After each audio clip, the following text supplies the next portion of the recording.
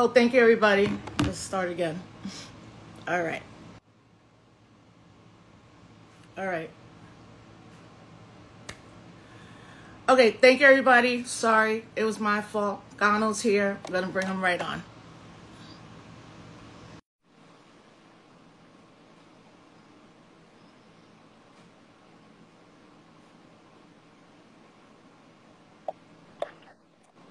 Perfect. Yay. Salud. Salud. All right, everybody. Thank you. Of course, I messed up.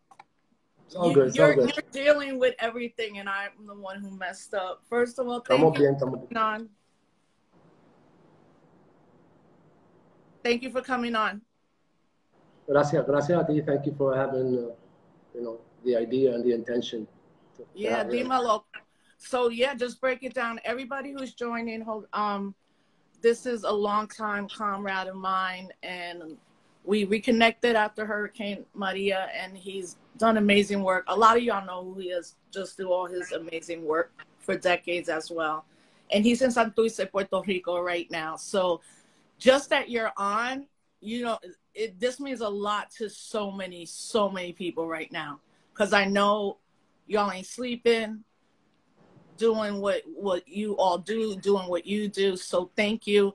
And everybody, I'm just going to let Gano break down what's going on and make, a case for, again, why we need this colonial shit to end for good, forever. So thank you. Yeah, well, thank you for starting with the colonial shit to end. Because, of course, we don't want to lose sight and name, the real people who are responsible for this. Because, of course, nature will take its course, but what's happening in Puerto Rico now is the product of many years of disinvestment, many years of a neo-colonial project after we served the U.S., well for decades in its project of industrialization, manos a la obra and everything after that. And to understand that we, now as a neo-colony, as a colony we're a neoliberal government, neo-colony, you're right. We're a neoliberal government, our role is different. It's privatization, right? And it's just like in the U.S., the infrastructure collapse. And what we're seeing is the result. And we saw with Maria, and we're seeing it again now. It's years of the same kind of treatment towards Puerto Rico by both the U.S., and its colonial agencies and the local government, which for years, of course, its role has been to facilitate, the destruction of la puertorriqueñidad, for we are as a people, and the displacement of our peoples, to what we have now. In terms of what's happening now, we're lucky to be in the top part of Santurce, so we have power like few people. Half of our street doesn't have power. We don't have water right now. But honestly, the north of the island. Gano. Yes. No, you keep going. I'm gonna grab. I got a map of Puerto Rico because I realized sure. Go ahead. People don't even know all the different. Yeah. But keep going on because the audience is here. Yeah. So we're in the north of the island of Puerto Rico, Santurce, ¿verdad? Which is its own island. After Viejo San Juan, after that small island. So we didn't get hit that hard, like many parts of the island, but what's happened in Puerto Rico with this hurricane and with 26 inches, 27, whatever it's been, almost 30 inches of rain falling on Puerto Rico. It's not like Hurricane Maria where the winds were ridiculous, but the amount of rainfall has created so much damage. We're not even able to assess right now all the damage that's happening. We've been all day reaching out to, our community and folks who we've been, building for years, since Hurricane Maria and before that. So it's going to be a very difficult situation, and also we're in a worse place than we were when Maria came, right? Because we're also dragging all the work that it was never done to recuperate from Maria, and then the earthquakes and the pandemia, and now this, especially to the south of Puerto Rico and the southwest, which have been hit by the terremotos, the earthquakes, and we're hit by this. So we have. The whole island's affected, but we really have some parts of the island where are incredibly affected by this, and it's really heartbreaking and to see, that we have to endure all this. So it's only the beginning, and I know folks are eager to know what's going on, but, we have to be patient because right now folks are just trying to, just see if folks are fine, and it's been hard because communication has not been easy because of cell phone and electricity, etc. So yeah, I mean, that we can talk, that you can talk to us is big right now, because just to backtrack for folks, this was a Hurricane 1 and Maria was a Hurricane 4. The island didn't lose power that quickly in a Hurricane 4. So I think there's such a lack of information around just infrastructure. If you don't fix roads for 80 years, they're going to collapse. But I think the video that we have seen, Gano, and I'm not sure what y'all are able to see or imagery, was the one where they have built a bridge after to withstand Hurricane Maria, and within seconds it collapsed, right? in Utuado, yeah, in Utuado. Utuado Yeah, folks are really struggling in Utuado. And Utuado was when Maria had hit, that was one of the places we went to with the media delegation, you know, and it was devastating. I feel like there's definitely more preparation this time around in terms of mutual aid and community groups. So before you get into that, because I think it's important now that we take a beat here, the diaspora especially, and trust that our people are going to hold it down. Even if it's worse than Maria, the community organizations, the mutual aid, and the general political consciousness is at a whole different level around. But I want to show people, Puerto Rico, this is how you know we're a colony. We have 78 towns, which is insane. In any place that small, you don't have 78 towns. So there's 78 different mayors, or they're going to try to eventually consolidate that. But you're talking about a lot of people who then are completely shut off and not able to communicate. And it's still a colonial government. So this is what Puerto Rico is. This is a pretty dope map. For folks who don't understand. Right, and Santurce, Cano and his comrades are closer to San Juan, Isabela, and Isla Verde, that area. So you're talking about, we don't have any information coming out of Moca right now, not too much out of Rincon. Ponce in the middle got hit first. My family, I think my mom's definitely heard from one of my cousins, but a lot of my mom's family is there. I know that people are more prepared, but with that being said, I'm not sure if people understand that the next days are going to be brutal, because that's when we're going to see what is happening to everybody in all these different places, hospitals, everything. We won't know for a couple of days. Yeah, I mean, and also let's understand that these conditions we have been living since before the hurricane. This is just an aggravator. So yes, there are more experiences that we learned from Maria, but the situation in Puerto Rico 5 years later is even more precarious, right? And Centro Médico, right, the premier like hospital in Puerto Rico lost power, you know, like hours into this, you know, and this is where people are surviving on electricity. And of course, this is because of the, you know, a long, again, and if you talked about this, about not investment in roads, but the U.S. invested in Puerto Rico's infrastructure when it was usable for industry. And then, you know, then it was about privatizing it. Right, So right. privatizing the electrical grid in Puerto Rico, which is one of the latest things of the whole series of privatizations of whatever they can find in Puerto Rico to sell away. You know, it's led to this, you know, it's led to this electrical problem, 100% people off the grid, you know, I'm sorry, power outage yesterday, even before, you know, with really, really little winds. And of course, I mean, we can talk about why that happened, and as people are saying, but still, it's like, this is a company that FEMA basically imposed on us, you know, and it hasn't done any of its work to make the system better. It's making, you know, millions and millions of dollars, you know, in a contract that won't even force them to really do the work that needs to be done here. You know, and they make incredible, ridiculous salaries, and they've had 7 increases since they started last year. And here we have now, you know, people's, you know, it's a crisis that's been coming. And it's not just electrical. I'm picking electrical to pick, you know, one of the aspects that's been most dramatic over the last year. But Puerto Rico, you know, the attack, of course.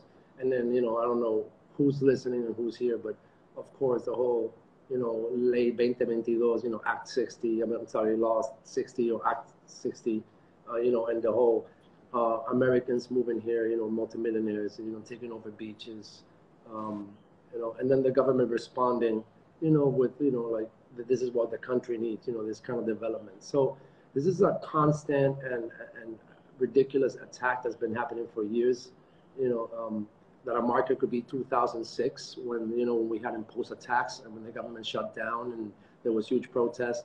So we used that as a marker, 2006, in a way, in terms of the, how escalation of this neoliberal project. But really, after Maria, there's also been another escalation, so this is the product of all that. So yes, of course, Fiona and, natural disasters, we can talk about why they happen, why not, but the response of the government and the preparedness and the, and the shelters, everything that could have been done, even when there was money for it, in the colony, it doesn't operate that way, right? The colony is designed to fail and to fail us as a people. Yeah. And, when the new governor spoke, which I can't tell the difference between him and Rosa anyway, they're all colonial anyway, on the other night, he said, no, it's not going to be that bad. Luma, when they asked him about the Luma contract and, when would the power be back, he's saying this, then the power shuts down at his own press conference, and then he goes back on the air saying, nah, Luma's a good company. Dude, because you probably got mad kickbacks. Like, all of them are corrupt at this point, man. Like, all of them. And it's so deep, and I think it's so difficult for people even here in the United States to understand what it means to be a living, breathing colony that continues to be extracted, every resource from it. And I'm wondering, like, well, actually, I do want you to, like, tell folks about this governor, because I'm not seeing him be that different than Jose Joe. I mean, I want to go back to the idea of corruption, because I stay away from that discourse. And you know why? Because, like, the colony has always been corrupt, right? Capitalism has always been corrupt. Right. So, and I'm not saying that, people couldn't do better or worse. We could talk about the levels. But really, like, when you have a colony, and if you lived here and if you, it's hard even for us, we don't talk about what being a colonized person is, what we don't have spaces to even start talking about this, right? Like, but really this idea that we can't do it for ourselves, that we can't work, that we have no project as a country, and the colonial government perpetuates this and closes, I don't know, 600 schools and, 400 schools out of 1,400 in what, less than 10 years? Like, and you see this constant attack and dismantling of every service, and attack on our people. I mean, like, so it's hard to even, I think, fathom in that way, to think about it without thinking of what a colonial mindset even is. And again, we don't even have a chance to talk about this, right? So I'm saying this to you, and I'm like, thinking about it myself. I don't have the words necessarily to speak about it, but really, it's all intertwined with that situation. Yes, of being a colony and being a colony of the 21st century, of a decaying empire in its last breath. And what does that mean? So extraction is accelerating because they got to take it all now, quick. And everywhere. So. That's the thing, right? I'm shocked at the amount of people that don't know that there are 50 million people right now in Pakistan that have been flooded. 50, like, the number's incomprehensible. And then we can go to Jackson, Mississippi. Anyone here who knows particularly the work that I do, I'm on the board of Cooperation Jackson. And, for a decade, everybody in the organization was preparing for the time when they knew this water crisis would happen. And then there's a water crisis happening in Cape Town, South Africa. I mean, we can go around the world. And I think that this is going to require definitely a new generation of Boricuas, that the end goal is to end colonialism by any means necessary, what that looks like now in this day and age.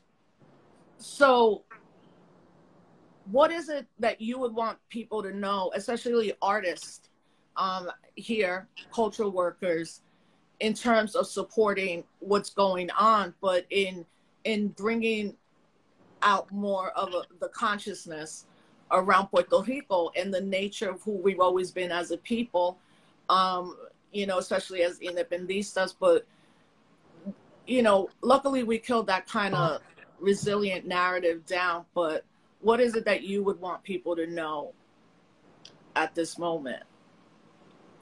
I mean, if you're talking about, right, one thing is to talk about hurricane, and we can talk about relief, and one thing is to talk about politics. I mean, I think that there needs to be more conversations, because every time in the Senate or House something pops off to find some solution for us, which is always, you know, an empty thing. You know, the progressives and the left don't know how to respond, because, you know, there's not a good line out there. We haven't really pushed and been able to push a good line about what being, if you are for Puerto Rico to not be a colony, if you are for Puerto Rico to be self-determined and independent as it needs to be, then what is it supported or not? So I think we need to have further conversations, if you want, and I'm willing to, and not just me, but whoever's more adequate for the conversation, to talk about like what the support looks like broadly in terms of what anti-colonial work is. But in the general, in the US, and we've talked about this, like for folks, you know, who are considered themselves radical or left, you know, and, you know, we have to be anti-colonial and anti-imperialist. And I think that's a long tradition, you know, of Black Pan-Africanism, you know, of Black nationalism in the US, of, you know, of Pan-Caribbeanism, you know, that speaks to this for generations, of the kind of solidarity that needs to happen from an anti-imperialist, anti-colonial place. So, and we need to bring that into a lot of the discourses, and I mean discourse just mean like to start talking about it. We need to bring it into the practice, like, right? But, you know what I'm saying? Like, I think we need really to start, you know, having that conversation again. What does that look like? And I'm talking about, because I imagine most people are from the US, right? What does being anti-imperialist, anti-colonial means at this moment? And how does that, you know, impact radical and radical left politics? But in terms of Puerto Rico now, I mean, we're still hearing what's the damage being happening.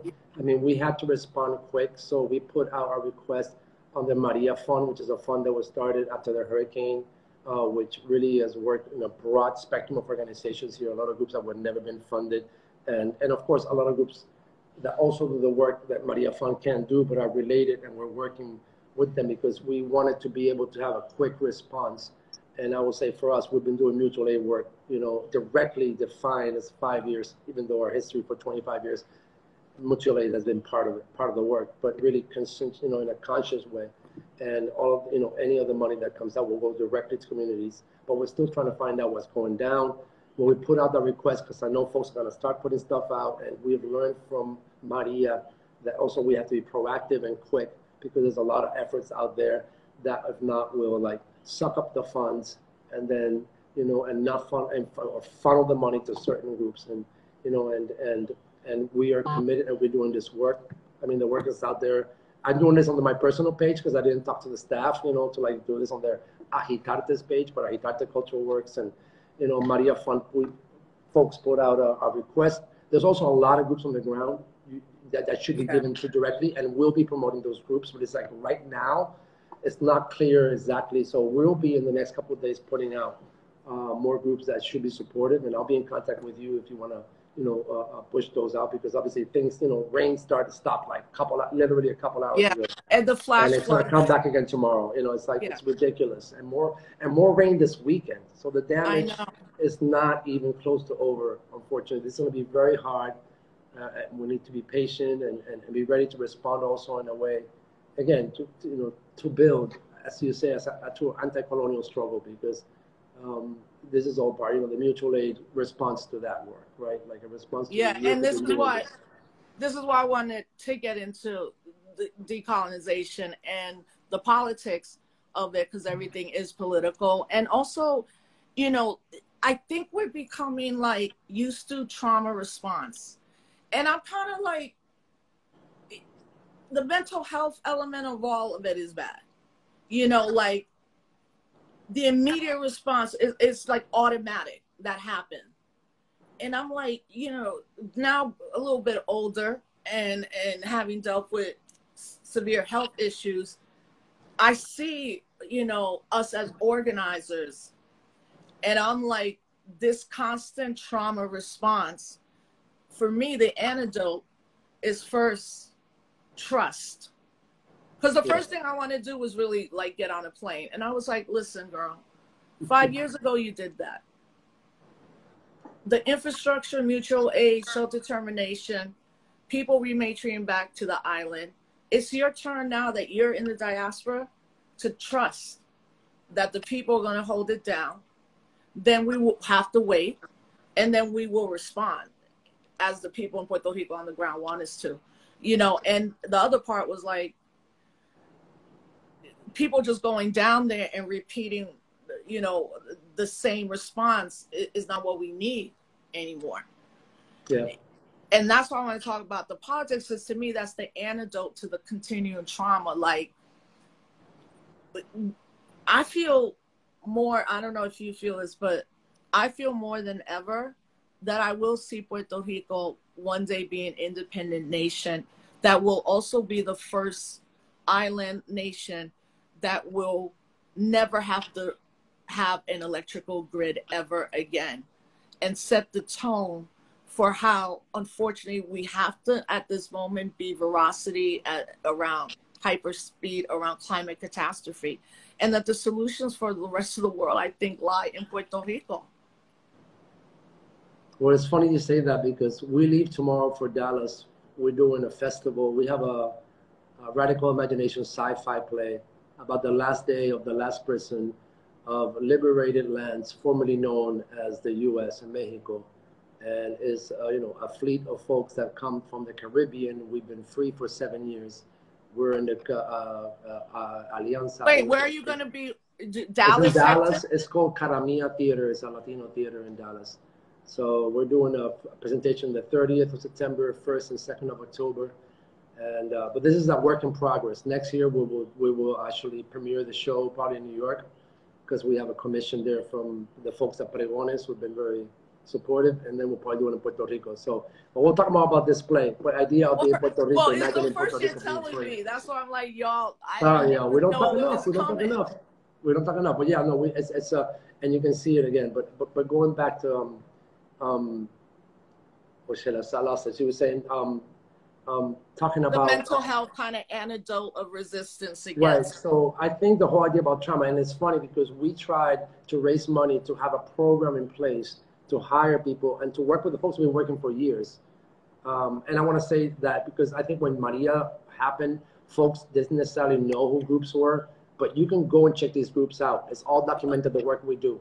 So all the groups that are out there doing the work, you can check them out, you know, and see the work we've been doing. It was harder 5 years ago, but now we've been, you know, we've had to, and people, you can see the work. So you know the folks doing the work if you do a little research. And there'll be a lot of groups asking for money out there, but it's a lot of groups that'll be doing work on the ground. But in terms of trauma response, we try to hire somebody, and we did it anyway. We did some of the work anyway. One of the networks who's out there, but funding the work from a perspective of being proactive, that was not an option. And we knocked on many doors to fund a mutual aid program that was not depending on having the catastrophe to fund it. So you're right, we're used to trauma response, but also that's the only thing that's funded, you know, when things are going down in this.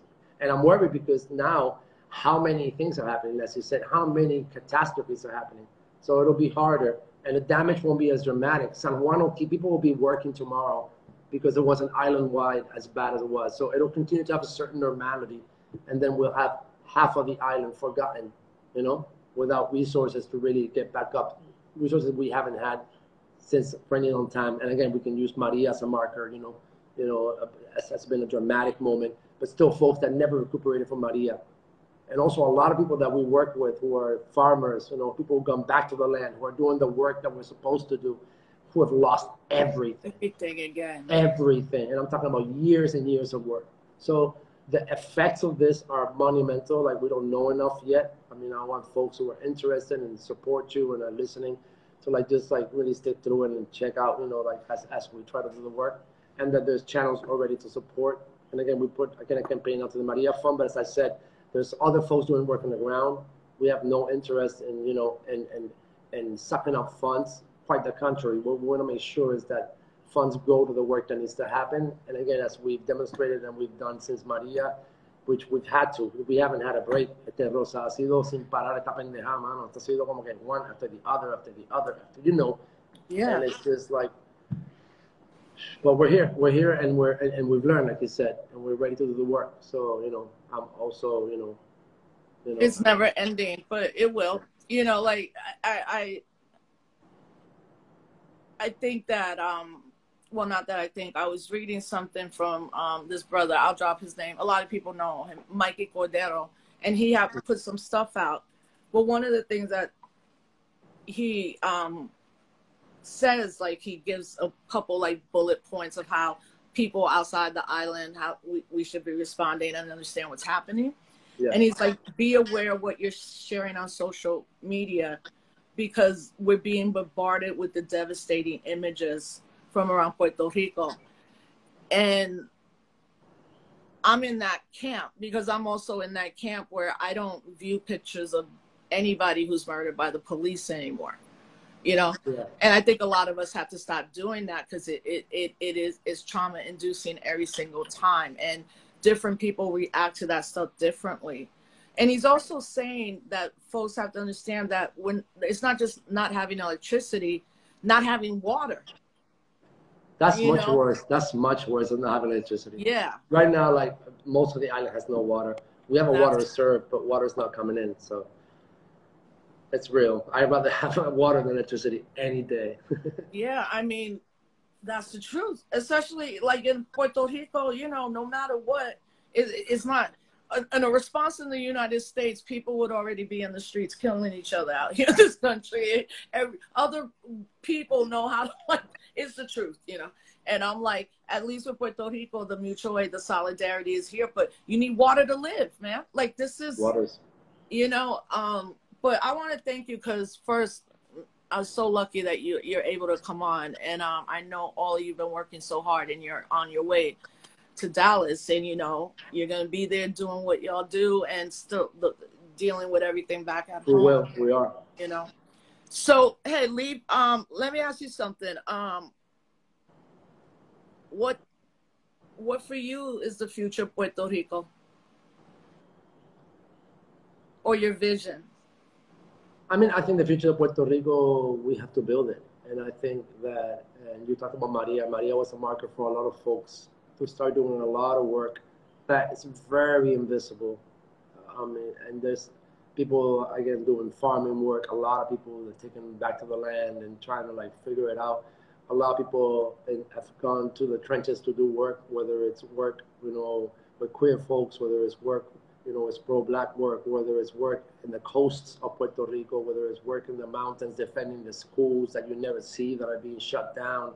You know, whether it's here in Santurce with the destruction of our livelihood by Airbnbs and tourism. You know, Puerto Rico is in a constant attack, and I feel that we almost have to stop and be able to really look and appreciate all the work that is being done, because the resistance has been so strong, and it might seem ridiculous, but that we are still people of who we are in 2020 after what? 122 años you know, of the most powerful, ridiculous empire in history, you know, bombarding us with, you know, with every project, right? We are the test, we're the laboratory, right? Of todo, whether it's birth control or whether it's marketing, you know, like, aquí todo se prueba, you know. And, cryptocurrency, Bitcoin. Like, you know, yeah, we have to have more conversations about this recolonization of Puerto Rico, or whatever you want to call it. I don't know what to call it yet, but this new wave of people. Pero if I talk about a vision, I want to, and we put it out there, a vision, and I believe it's about survival and solidarity. And I mean that from the best place. I think we're going to see a lot more, you know, catastrophes, a lot more situations where we're not ready for. We're not ready for half the stuff that's hit us, you know, and wherever we are, you know, and I think the trauma, as you said, response. So we have to breathe, and I think that we have to continue building, which is what we've been doing, and again from a lot of invisible places. So I am looking forward to folks who are here to commit long-term to this struggle and, you know, to continue to have the conversations, and we can continue to have the conversations, and not getting up with me, whoever is most adequate, and being that organizer that can make that happen. I joined today because I was available, and I'm glad you reached out. But there's a lot, I think, possibility for Puerto Rico to continue to develop what it always has, its resistance and its capacity to be independent. Because I think the discourse of what being independent has shifted. You know, the national discourse has shifted. I think that now when we talk about independence, it's the ability to have electricity, power, it's the ability to have water, the ability to grow food. So it's not this, for me, this patriotic thing, which I have it, you know, like, you know, my hand, and let's cantar el himno revolucionario, but it's really about survival. So I think independence is about survival, and it's about solidarity. And we need to continue to keep building those structures, you know, and those relationships that we have for years. And as you said, trust, but it's a trust based on action. So we have to continue to make our actions build that trust. And we're down for that. We're down for that. And, you know. Thank you so much. Like now I'm like, okay, that's it. You know, as much as they try to bring us down through every means that you mentioned, and gentrification right now, all the way to sterilization and independistas, it's like we just come back harder. Like we're not going anywhere. Nope, you know? we're not. We're not. But we're also going to move from a time. I was thinking maybe with the death of this colonizer last week, that maybe that could be the last time we see any of us, wherever we are, edifying our colonizers, you know, anymore. And I think we're there. And yeah. I just think we're going to have to probably double down on what we thought, just because this climate catastrophe knows no bounds, no matter where. You know, no one, for the most part, is going to escape it. So thank you. Thank you to you. Thanks to everybody in Santurce and everyone around La Isla holding it down. Follow Mikey Cordero, Gano, we defend Puerto Rico, Raquel Ricard, Tajesula, Salud, Kopi, the Feminist Collective in Puerto Rico. I just dropped 10 orgs, and they're all doing incredible work, but it seems that everyone is also pointing to the Maria Fund, and I already dropped that in the comments. And then follow Gano and follow, you know, folks in Puerto Rico, and just support the work on the ground. Thank you. Thank you. I love Gracias, you. Rosa. I love you so much. Respect, sister, respect. Estamos aquí. Pa'lante. I'll see you Pa'lante, soon. pa'lante siempre. Siempre pa'lante. Siempre, mi amor.